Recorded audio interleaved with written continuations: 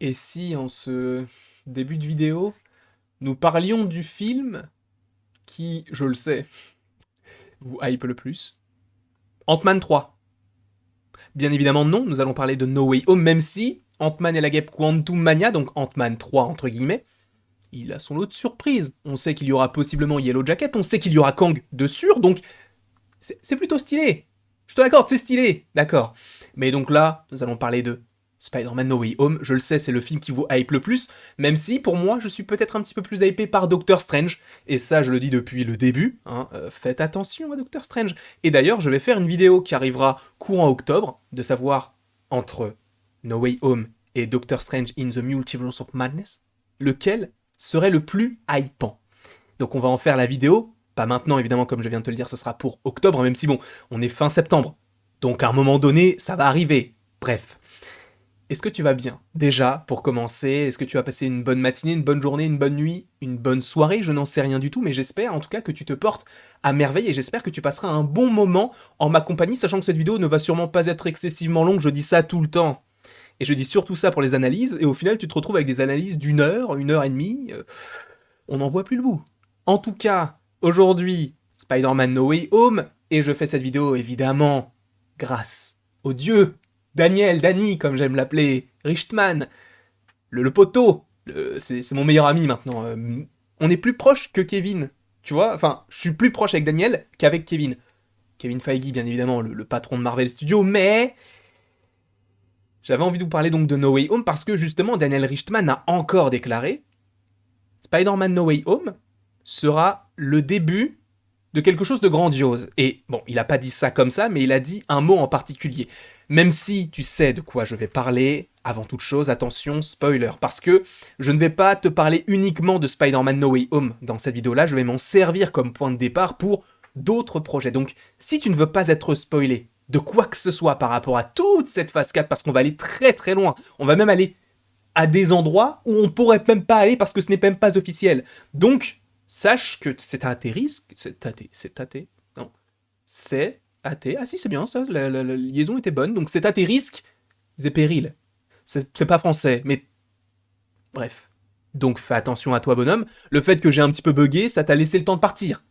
Parlons un petit peu donc de Spider-Man No Way Home, ce film tant attendu qui, selon Daniel Richtman, pardon, sera le début d'une saga multiverselle, ce qui signifie que Doctor Strange in the Multiverse of Madness, qui est ici, alors j'ai mis ça en PNG parce que il n'y a pas de photo, puisque le film est très très très très très secret, donc on ne sait pas du tout ce qu'il y aura dedans, mais ce film-là traitera évidemment du multivers. Pourquoi? C'est écrit là. D'accord? Multivers. Donc on sait que ça concernera le multivers, sachant que Spider-Man sera, entre guillemets, un préquel à Doctor Strange 2. Pas de souci, on le sait en plus, Doctor Strange est dans No Way Home, on en a parlé des dizaines et des dizaines et des dizaines de fois. Cependant, c'est vrai qu'au début, j'étais plutôt partisan du fait que Doctor Strange serait la fin, marquerait la fin du coup de l'arc multiversel, parce que si t'en as trop, ça peut être compliqué. Et finalement, non. Parce qu'en fait, j'avais pas, même si je l'avais fait il y a longtemps, mais je vais vous en reparler aujourd'hui dans cette vidéo-là, avant, à l'époque où je pensais que Doctor Strange 2 serait la fin de l'arc multiversel, je n'avais pas du tout fait le rapprochement avec le personnage, ou plutôt un personnage qui sera présent dans un autre film qui n'a rien à faire ici. Enfin, c'est pas qu'il n'a rien à faire ici, mais c'est qu'il n'a pas de sens par rapport à son personnage qui évolue. L'évolution du personnage n'a aucun sens. C'est dans le film Thor Love and Thunder. Alors oui, je crois que maintenant il y a un nouveau logo qui est plus rouge, enfin je crois qu'il est jaune, bleu et orange. C'est pas le sujet, il y a un nouveau logo, c'est très bien. En tout cas, le film Thor Love and Thunder, qui sera donc Thor 4, qui sortira normalement, si je ne dis pas de bêtises, en mai 2022. Donc, oh là là, mai 2022, ça veut dire qu'on l'a dans 8 mois. Déjà, c'est un truc de ouf. Ça passe vite, mais donc, on aura Thor Love and Thunder en 2022. Et dans ce film, c'est officiel, ça a été annoncé lors de la San Diego Comic Con de 2019, on aura Jane Foster qui revient. Il n'y a pas de souci. D'accord, il n'y a pas de souci. Cependant, là où il y a un souci qui se pose pour moi, c'est qu'elle va porter le marteau de Thor. Image à l'appui. Je t'ai dit, attention, spoiler, là, t'es en plein dedans, là. T'es en plein dedans, d'accord? Elle vole. Alors oui, t'as des petits avatars là, enfin des petits navis bleus en dessous du coup qui la tiennent, mais du coup c'est uniquement pour après être effacé au montage, donc on sait qu'elle va voler. Tu as vu ses biceps? Je peux pas rivaliser, d'accord? Je ne pourrai jamais rivaliser avec elle. Ce qu'elle a là, c'est incroyable, d'accord? Ça montre que le personnage va prendre une ampleur plus grande. Tu vas me dire, oui, mais c'est peut-être juste la Jane Foster qu'on connaît. Non! Non! Non! Et ça, je le répète depuis au moins 20 ans. Peut-être pas, parce qu'il y a 20 ans, j'avais 4 ans. Peut-être pas. Mais c'est pas la Jane Foster qu'on connaît. Sachant que juste avant, t'as Doctor Strange in the Multiverse of Madness, où tu auras plein de petites choses qui vont popper de ce film-là. À mon avis, ce film va être donc la suite, évidemment, à No Way Home, qui sera le début de tout cet arc multiversel, et donc Doctor Strange ne sera pas la fin. Mais il va y avoir une fin dans le film, dans le sens où quelque chose va sûrement se fermer, mais t'auras quand même des petites choses qui vont popper par-ci, par-là. Pour moi, c'est sûr et certain. Et l'une des choses, ou plutôt l'un des personnages qui pourrait popper, c'est le personnage de Jane Foster, qui n'a rien à faire avec le marteau de Thor. Et en plus de ça, je le répète, je l'ai dit au moins 8 fois et demi, pour te dire, ça va loin, d'accord? Comment est-ce qu'elle peut porter je ne sais même plus parler, le marteau de Thor? Comment est-ce qu'elle peut le porter? À la force de ses bras, d'accord, elle en est digne. Très bien. Mais le marteau de Thor, il a été détruit par Hela dans Thor Ragnarok. Tu vas me dire, oui, mais dans Endgame, non, je l'ai dit au moins 20 fois, le marteau a été ramené par Captain America à la fin d'Avengers Endgame, au même moment où il ramène les pierres. Donc, dans notre réalité, il n'y a plus de pierres, il n'y a plus de marteau. Mjolnir n'existe plus. Thor a Stormbreaker, pas de souci. Mais comment se fait-il qu'on te dise que dans le film Thor Love and Thunder, Nathalie Portman, alias Jane Foster, alias supposément She-Thor, va porter le marteau? Ça n'a pas de sens. Ça n'a pas de sens parce que le marteau a été détruit. Ce qui signifie que la chose la plus logique, sachant que le film sort après Doctor Strange 2, c'est que le personnage de Jane Foster vient d'une autre réalité et qui a popé via ce film Doctor Strange in the Multiverse of Madness. C'est la solution la plus probable selon moi par rapport à tout cet arc multiversel des petites choses qui pourraient du coup s'engager par rapport à tout cela. Ça, c'était ce qu'on avait déjà dit, on sait que ça va sûrement se passer comme ça. Enfin, on sait. On sait rien du tout. On sait rien du tout. Moi, c'est uniquement ce que j'imagine, et je pense que c'est la solution la plus probable, parce que tu n'as plus de marteau, et Jane Foster n'est pas digne de porter le marteau. En quoi elle est digne? Je ne vois pas. Et en plus, elle peut pas être digne de quelque chose qui n'existe pas. Tu vas me dire, oui, ils peuvent recréer le marteau. Oui, c'est vrai. Oui, c'est vrai. Mais, pour moi, elle vient d'une autre réalité. Encore une fois, je me trompe souvent, donc peut-être que ce ne sera absolument pas le cas. Y a pas de souci. Mais passons maintenant à d'autres projets que j'ai pas forcément évoqués dans toute cette arc multiversel, sachant que Daniel Richtman t'a encore déclaré, je le répète, que No Way Home serait le début d'une saga. Une saga, c'est pas 2 films, c'est pas 3 films. Une saga, je crois que ça commence à partir de, je ne sais même pas combien. Il y en a qui disent 2. Moi, je pense que ça commence à partir de 4, 5. Même si on dit une tétralogie pour 4 films, pour moi, une saga, ça commence à partir de 4, 5. Donc, pourquoi ne pas imaginer d'autres programmes qui seraient possiblement liés à tout cet arc multiversel, sachant que ça sera un des gros arcs justement de cette phase 4, avec notamment les Skrulls, etc., notamment avec Secret Invasion, Captain Marvel et tout, mais ça on va pas l'évoquer dans cette vidéo-là, puisque pour moi ça n'a pas vraiment de lien avec le multivers, quoique on n'en sait rien. Moon Knight, pour moi ça peut être lié. Ça peut être lié. Tu vas me dire pourquoi? Parce que et là, du coup, je t'ai dit, attention spoiler, t'es prévenu. Normalement, dans cette série, l'un des méchants, encore une fois, c'est à prendre avec d'énormes pincettes, mais ça pourrait être Dracula. Et Dracula, c'est un vampire. Un vampire, dans le MCU, c'est assez étrange. Tu vas me dire, oui, mais moi je te dirais, non. Pourquoi? Parce qu'il faut avoir vu la série Loki. Dans Loki, épisode 4 ou épisode 5, à un moment donné, tu as B15, il me semble, qui parle à Mobius, pour être plus précis, et ils se disent entre eux, j'ai vécu plein de choses, j'ai vu pas mal de personnes, pas mal d'espèces arriver, des humains, je sais même plus ce qu'ils disent, on va dire des Skrulls, des Chitauri, des vampires, quoi? Des vampires? J'ai mal entendu, je crois que j'ai mal entendu. Des vampires, dans le MCU. Donc on sait que les vampires existent. C'est pas nouveau. Donc ce que j'estime, c'est que Peut-être que les vampires existent dans le MCU dans notre réalité. C'est possible et qu'ils soient cachés, mais ça me semble gros, pour le coup. Ce que j'imagine, c'est que, justement, t'es l'apparition des vampires dans Moon Knight, ou en tout cas une évocation, et peut-être que tu es un vampire comme Dracula, ou je ne sais pas, comme Blade. Un film est prévu, comme par hasard. Sachant en plus que le film, parce que tu peux me dire, oui mais du coup, est-ce que c'est pas tiré par les cheveux parce que Blade, on sait même pas quand est-ce qu'il sort, on sait même pas quand est-ce qu'il a été annoncé. Si, on sait quand est-ce qu'il a été annoncé, à la SDCC justement, en 2019. Le film a été annoncé en 2019 en même temps que quoi? Doctor Strange, Thor Love and Thunder.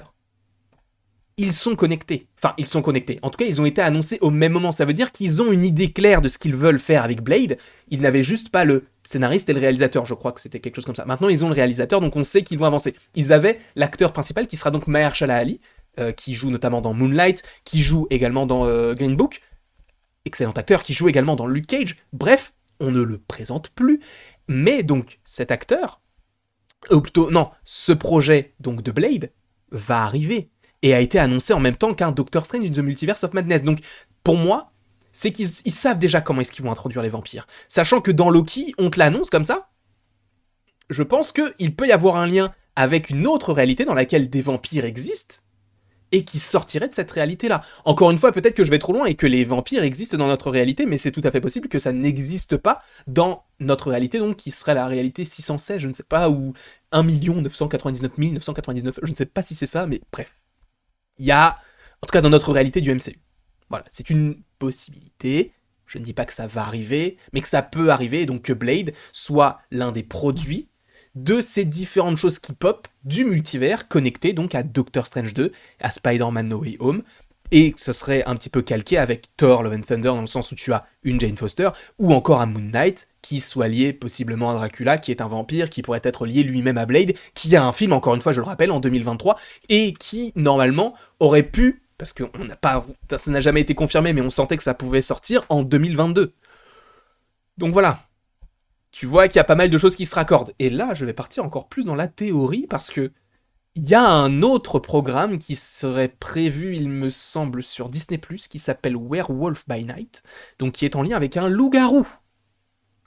Pareil que pour les vampires, les loups-garous, les vampires, tout ça, c'est assez étrange de voir ça qui pop au moment où Tony Stark dit « je suis Iron Man ». C'est un peu étrange, tu vois, parce que en soi, nous, on connaît le MCU depuis 2008, même s'il y a des choses qui se sont passées avant, notamment Eternals bientôt, ou même Captain Marvel, ou Captain America, etc.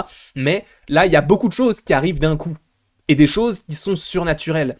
Donc, ce que j'imagine, c'est que peut-être que les loups-garous, les vampires, peuvent sortir donc de Doctor Strange, en tout cas que ce soit une des conséquences de ce film-là, et en tout cas de ce qu'il s'est même passé avant avec Loki, Sylvie, Wanda, etc.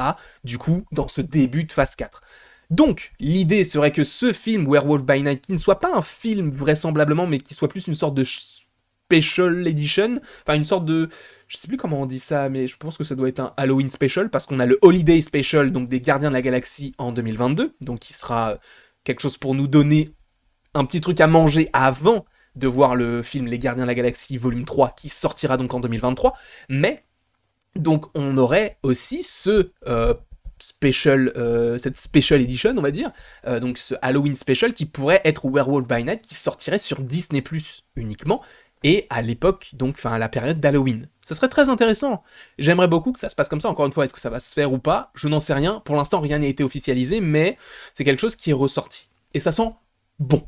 J'ai l'impression, parce que là, en plus, du coup, je sais plus qui repartageait ça, mais en plus, apparemment, ils auraient trouvé possiblement leur acteur type. Donc, à voir s'ils vont le contacter, à voir s'il a déjà été contacté, à voir s'il a déjà signé un petit contrat. En tout cas, ça va arriver. Donc, les loups-garous, les vampires, tout ça, ça peut arriver via Doctor Strange. Maintenant, on va parler encore plus loin de quelque chose qui n'a pas été annoncé. Parce que ça, il y a des rumeurs. Même si ce que je vais t'énoncer là, on sait que ça va arriver. Par exemple, Deadpool 3, avec ce superbe... Ça, je trouve que l'affiche est vraiment géniale, de Boss Logic, qui est un dieu vivant au niveau de la création, de la recréation, on va dire. Deadpool 3. On sait que ça va arriver. On sait que, de toute façon, Ryan Reynolds a eu des petits rendez-vous avec Marvel Studios, on sait qu'il travaille dessus, etc. Donc ça ne serait pas illogique. Par rapport au multivers, je te rappelle que Deadpool appartenait avant à la Fox a été rachetée par Disney. Cela se faisant, on a eu Deadpool et les X-Men et tout l'univers donc des super-héros Marvel du coup de la Fox qui sont arrivés chez Disney. Donc on a Deadpool qui va arriver, on sait qu'il y aura un film Les 4 Fantastiques qui pourrait sortir vraisemblablement en 2023, ça sent bon également. Donc un petit Deadpool 3, ça pourrait être assez intéressant que ça soit lié au MCU n'importe quoi, au multivers, sachant que c'est un personnage qui vient de la Fox. Encore une fois, je pense que lui, c'est un ovni. Dans le sens où il peut très bien arriver, et ça je l'avais dit il y a longtemps, il peut très bien arriver et dire écoutez, moi avant j'étais chez la Fox, maintenant je suis chez Disney parce que ça a été racheté, donc bon, faisons notre vie et on s'en fout de ce qui s'est passé avant. Et même faire des petites références pour se moquer de pas mal de petites choses, notamment la mort de Captain America, tout ça, ça peut être assez intéressant. Deadpool 3, donc, est prévu, on sait. En plus, on sait qu'il y a des scénaristes qui bossent sur le projet, qui travaillent notamment sur la série Bob's Burger.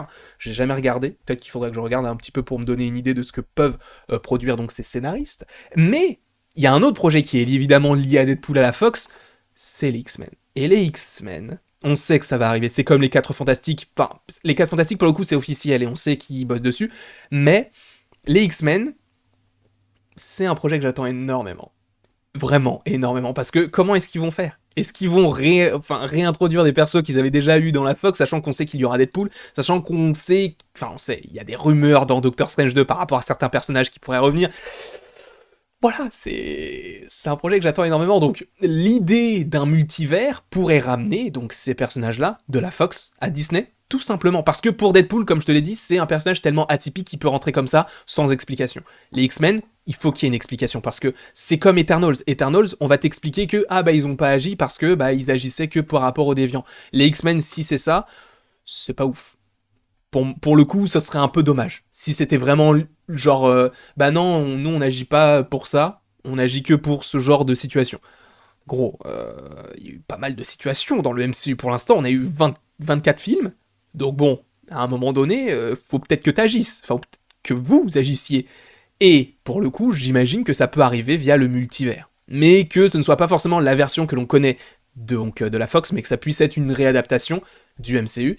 Et là, j'en avais déjà parlé dans une autre vidéo, par rapport au programme, notamment série qui pourrait arriver en 2023, moi je veux une série Wolverine. Je la veux. Une série d'anthologie que tu suis, un truc très très sombre, un petit peu à l'image du trailer du jeu vidéo Wolverine, donc de qui déjà? Insomniac Games, ou encore à la Logan. Ça serait incroyable. Ça serait un rêve. Ça serait un rêve, mais je sais que ça n'arrivera pas. Mais en tout cas, si jamais ça arrive, c'est très cool. Moi, j'attends ça avec impatience. Je ne sais pas ce que vous attendez le plus. Encore une fois, n'oublions pas ce que Daniel Richtman a dit. Spider-Man est le début d'une saga multiverselle. Et ça, c'est plutôt intéressant. Donc c'est pour ça que je te fais cette vidéo-là, pour te dire que Spider-Man No Way Home est, selon pas mal de rumeurs, plutôt en tout cas une rumeur qui est d'un scooper plutôt bien informé, le début de quelque chose de grandiose qui pourrait se terminer sur la fermeture du coup possiblement dans Doctor Strange 2 de différents portails, parce qu'il faut bien à un moment donné qu'un film se finisse bien, parce que No Way Home peut teaser une mauvaise fin pour après un Doctor Strange 2, ça peut être assez intéressant, et en plus de ça, je te parle même pas de l'univers de Sony. Et ça, c'est pas le sujet du jour, mais bon, ça peut être assez intéressant également. Je vais pas aller trop loin. En tout cas, j'espère que tu as passé une bonne vidéo en ma compagnie, un bon petit moment plutôt. N'hésite pas à aimer, à partager, à commenter, et à t'abonner si ce n'est pas déjà fait, et si tu en as envie, bien évidemment. Et après toute cette longue vidéo sur le multivers, encore une fois, mais ça passionne tellement, il y a tellement d'idées qui peuvent popper que tu te dis à quel moment ils vont s'arrêter. Et à quel moment je vais m'arrêter. Bref, bisous, et bonne soirée à toi, bonne journée, peu importe. Mais en tout cas, il ne me reste donc plus qu'à te dire à la prochaine. Pour la prochaine.